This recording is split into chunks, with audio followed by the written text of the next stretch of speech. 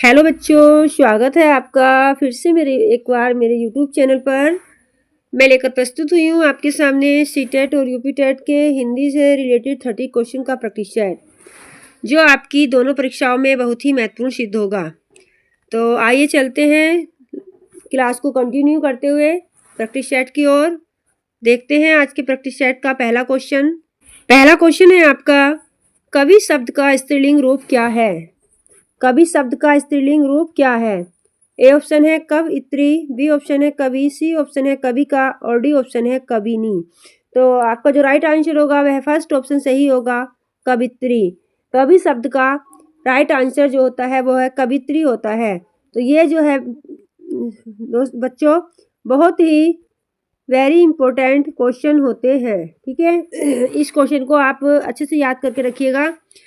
ये क्वेश्चन 100% सभी परीक्षाओं में आता है।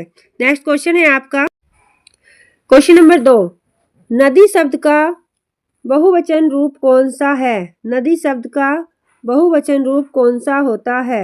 ए ऑप्शन है नदियाँ, बी ऑप्शन नदियाँ, सी नदियाँ और डी नदियों। नदियाँ सब सेम से वर्ड है, लेकिन आपको जो देखना है वो सही शब्द क्या होता है। नदी शब्द में छोटी ई की मात्रा और ऊपर चंद्रबिंदु आता है। तो आपका जो फर्स्ट ए ऑप्शन होगा वह राइट आंसर होगा। नदी शब्द का जो बहुवचन रूप होता है वह नदियां हैं। यहाँ पर बहुवचन लिखने से रह गया है।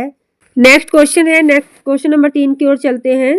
क्वेश्चन नंबर 3, पुस्तक शब्द का पर्यायवाची कौन सा है? पुस्तक का पर्यायवाची क्या होता है? ग्रंथ होता है, कागज होता है, लेख होता है या फिर पाठ होता है? तो इसका जो राइट आंसर होगा फ्रेंड्स वह ए ऑप्शन सही होगा, ग्रंथ। पुस्तक का जो पर्यायवाची शब्द होता है वह होता है ग्रंथ। चलते हैं अपने नेक्स्ट क्वेश्चन पर। क्वेश्चन नंबर 4, 4th नंबर का क्वेश्चन है हमारा, सफाई करना का तत्सम रूप क्या है? सफाई करने का तत्सम रूप क्या है? तत्सम क्या होता है? तद्भव और तत्सम, इनको भी आप अच्छे से याद करिएगा। आप मुझे कमेंट बॉक्स में बताइएगा, मैं आपको तत्सम और तद्भव की परिभाषा सहित कुछ वर्ड लिखवा दूंगी, ठीक है। तो तत्सम होता है संस्कृत के वर्ड और तद्भव होते हैं हिंदी के वर्ड। तो पहला होगा स्वच्छता करना, सेकंड है पवित्र करना, सी ऑप्शन है शुद्धि करना, डी ऑप्शन है स्वच्छ करना। तो सफाई करने का जो तत्सम रूप होता है वह होता है स्वच्छ करना। किसी चीज़ को, वस्तु को आप स्वच्छ रखेंगे तो वह उसकी सफाई हो गई है। चलते हैं, आई होप आपको क्वेश्चन समझ में आ रहे होंगे। अपने नेक्स्ट क्वेश्चन की ओर चलते हैं। क्वेश्चन नंबर 5, 5 नंबर का क्वेश्चन है, न का प्रयोग, ये न दिया हुआ है, न का प्रयोग किस वाक्य में निषेध के रूप में होता है? चलते हैं, पहला वाक्य है आपका, न वह आया न मैं गया। न वह आया न मैं गया, न तो वह आया, सी ऑप्शन है वह न आया और डी ऑप्शन है तुम न जाओ। तो वह न आया, वह न आया भी निषेध में नहीं आ रहा है, और न तो वह आया ये भी निषेध नहीं है, और न वह आया न मैं गया, ये तो दोनों बराबर पड़ रहा हो रहा है। तो आपका जो राइट आंसर होगा डी ऑप्शन सही होगा, तुम न जाओ, मतलब तुम न आओ, यानी कि उसको मना किया जा रहा है कि तुम मत आओ। आपको क्वेश्चन समझ में आ रहे हैं तो कमेंट बॉक्स में जरूर लिख के बताइएगा कि आपको क्वेश्चन कैसे लग रहे हैं। चलते हैं अपने नेक्स्ट क्वेश्चन पर। क्वेश्चन नंबर है हमारा 6। क्वेश्चन नंबर 6 है हमारा, पाठशाला किस प्रकार का शब्द है? पाठशाला हमारा किस प्रकार का शब्द है? तत्सम है, तद्भव है, सी ऑप्शन है संधि शब्द है या फिर डी ऑप्शन है मिश्रित शब्द है। तो पाठशाला जो है हमारा संधि शब्द है। तो पाठशाला का जो संधि विच्छेद होता है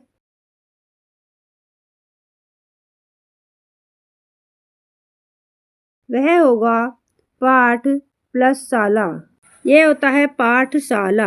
चलते हैं अपने नेक्स्ट क्वेश्चन पर। क्वेश्चन नंबर 7, राजा का समानार्थी शब्द कौन सा है?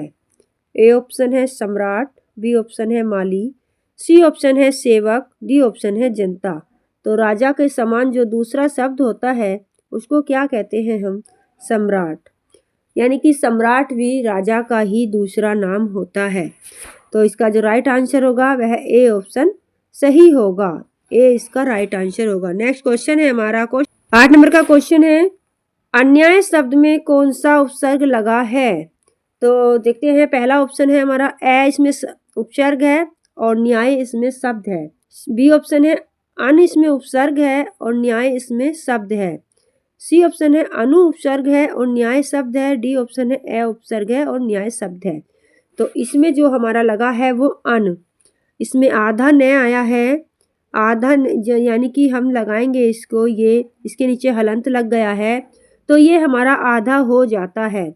और दूसरा हमारा आ गया है न्याय, अन्याय, तो इसको हम मिलाएंगे, आधा न हमारा ये हुआ है और ये हुआ है हमारा याय, तो ये हमारा हो जाता है पूरा कंप्लीट वर्ड अन्याय। आई होप आपको समझ में आ रहा होगा। चलते हैं अपने नेक्स्ट क्वेश्चन पर। 9 नंबर का क्वेश्चन है हमारा, बालक शब्द का विलोम क्या है? बालक का विलोम क्या होता है? ए ऑप्शन बालिका, बी ऑप्शन वृद्ध, सी ऑप्शन शिशु, डी ऑप्शन पुरुष। इसमें पूछा गया है बालक का विलोम क्या होता है? विलोम शब्द बोलते हैं उल्टे को, किसी शब्द का उल्टा उसको हम विलोम शब्द बोलते हैं। बालक होता है हमारा पुल्लिंग में तो वृद्ध, बालक का उल्टा वृद्ध, यानी कि बालक जो है हमारा फर्स्ट स्टेज है और इसकी लास्ट स्टेज हो जाती है बुढ़ापा। तो आपका बी ऑप्शन सही होगा। चलते हैं नेक्स्ट क्वेश्चन पर। Question number 10। क्वेश्चन नंबर 10 है आपका, ग्रह का तद्भव रूप क्या है? यानी हमने पहले एक तत्सम देखा था, अब हमको देखना है तद्भव शुद्ध हिंदी, यानी कि जो हमारी पूर्व काल में हिंदी चलती थी। गृह का घर है, घरे है, घरा है या फिर गृह है, तो आपका जो सही शब्द होगा घर को हम, वो गृह को हम घर भी बोलते हैं, तो गृह का जो तद्भव रूप होता है वो घर भी होता है। नेक्स्ट क्वेश्चन है हमारा 11 नंबर का। क्वेश्चन नंबर 11, मधुर का विलोम शब्द है मधुर, मधुर माने मीठा, तो ए ऑप्शन मीठा, बी ऑप्शन कड़वा, सी ऑप्शन स्वादिष्ट और डी ऑप्शन तीखा। तो हमें जो है इसका मधुर का विलोम शब्द जो होगा, उल्टा विलोम शब्द होता है, मैंने अभी बताया है आपको उल्टा, तो मधुर होता है मीठा, इसका जो विलोम शब्द होगा वह होगा बी ऑप्शन कड़वा। मधुर का विलोम शब्द कड़वा होता है। नेक्स्ट क्वेश्चन है 12 नंबर का, पढ़ाई शब्द में कौन सा प्रत्यय लगा है? ए ऑप्शन होगा आई, बी ऑप्शन आई, सी ऑप्शन आइन और डी ऑप्शन ना। तो इसमें जो है हमारा पढ़ना हमारा मूल शब्द है, पढ़ना जो है हमारा इसमें मूल शब्द है और इसमें आई हमारा प्रत्यय जुड़ा है, तो इसको मिला के हमारा पूरा शब्द हो जाता है पढ़ाई। ठीक है, आपको समझ में आ गया होगा। प्रत्यय जो होता है वो शब्द के अंत में लगाया जाता है। चलते हैं नेक्स्ट क्वेश्चन पर। नेक्स्ट क्वेश्चन है हमारा, कवि शब्द में कौन सा कारक होता है? ए ऑप्शन है कर्ता कारक, बी ऑप्शन है कर्म कारक, सी ऑप्शन है करण कारक और डी ऑप्शन है आपका अधिकरण कारक। तो जहाँ पे कर्ता कारक होता है वहाँ पे आप चिन्ह लगा के देख लीजिए, कर्ता ने कर्म को करण से अधिकरण में पेपर, तो यहाँ पे कभी, यानी कि हम वाक्य देखेंगे कोई भी, कभी को कभी जाता है, यानी कि जो मेन पॉइंट होता है, मुख्य कारक, मुख्य बिंदु है हमारा कर्ता, यहाँ पे वाक्य में मुख्य बिंदु जो है हमारा कर्ता है, तो इसमें जो है आपका हो जाएगा कर्ता कारक। तो आपका राइट आंसर होगा इसमें ए ऑप्शन कर्ता कारक। कवि में जो है हमारा कौन सा है? कर्ता कारक है। चलते हैं नेक्स्ट क्वेश्चन पर। नेक्स्ट क्वेश्चन है आपका, सौंदर्य शब्द में कौन सी संधि है? सौंदर्य शब्द में ए ऑप्शन अयाधि संधि, बी ऑप्शन यण संधि, सी ऑप्शन गुण संधि, डी ऑप्शन वृद्धि संधि। तो सौंदर्य शब्द में जो कौन सी संधि है वह वृद्धि संधि होती है, और वृद्धि संधि की जो पहचान होती है, जहाँ पर आपको आई की मात्रा मिले, आई या फिर औ, आई या फिर औ दो मात्राएं आपको देखने को मिलती हैं, वहाँ पर वृद्धि संधि होती है। तो आपका जो राइट आंसर होगा वह होगा डी ऑप्शन। डी ऑप्शन आपका सही होगा, वृद्धि संधि। नेक्स्ट क्वेश्चन है आपका, नेक्स्ट क्वेश्चन है विद्याधन। विद्याधन है वाक्य में शब्द किस पद के रूप में प्रयुक्त हुआ है? विद्याधन है, इसको हम देखना है, धन, धन को देखना है। धन हमारा किस रूप में प्रयुक्त हुआ है? धन संज्ञा है, विशेषण है, क्रिया है या फिर सर्वनाम है? तो विद्या है हमारा धन, यानी कि विद्या को जो है वो बताया गया है धन। तो यहाँ पे विद्या वो धन जो है हमारा संज्ञा के रूप में प्रयुक्त हुआ है। विद्या हमारा कारक हो गया है, संज्ञा वो धन इसमें हमारी संज्ञा है। आपका राइट आंसर होगा ए ऑप्शन। ए इसका राइट आंसर होगा। नेक्स्ट क्वेश्चन है हमारा, हंसना शब्द में धातु कौन सी है? हंसना में हस धातु है धातु है, हस धातु है या हम धातु है? तो हंसने शब्द में जो है ए ऑप्शन आपका सही है, हस धातु होता है। चलते हैं नेक्स्ट क्वेश्चन पर। नेक्स्ट, चल शब्द में कौन सा प्रत्यय जोड़कर चलना शब्द बनाते हैं? तो चल में ना जोड़ेंगे, ए जोड़ेंगे, ए जोड़ेंगे या फिर ई जोड़ेंगे। चार ऑप्शन है आपके। तो चल में हम जो जोड़ते हैं ए ऑप्शन सही है, ना प्रत्यय जोड़ेंगे। तो ना प्रत्यय जोड़कर हमारा जो शब्द बन जाता है वह बनता है चलना।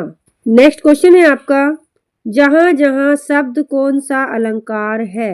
तो ए ऑप्शन अनुप्रास, बी ऑप्शन पुनरुक्ति, सी ऑप्शन रूपक और डी ऑप्शन उत्प्रेक्षा।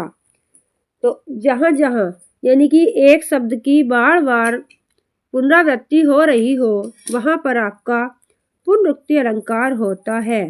तो इसका बी ऑप्शन आपका सही होगा।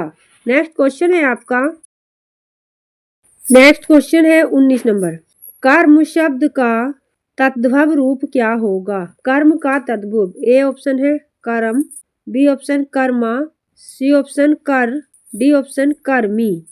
तो आपका जो राइट आंसर होगा वह ए ऑप्शन सही होगा। ए इसका राइट आंसर होगा, कर्म कर्म। नेक्स्ट क्वेश्चन है आप 20 नंबर का क्वेश्चन, सूर्य निकल आया वाक्य में क्रिया कौन सी है? बतानी है इसमें आपको। पहला ऑप्शन है निकल आया, बी ऑप्शन है आया, सी ऑप्शन है सूर्य और डी ऑप्शन है निकल। तो किसी कार्य का जहाँ करना या होना पाया जाता है वहाँ पे क्रिया होती है।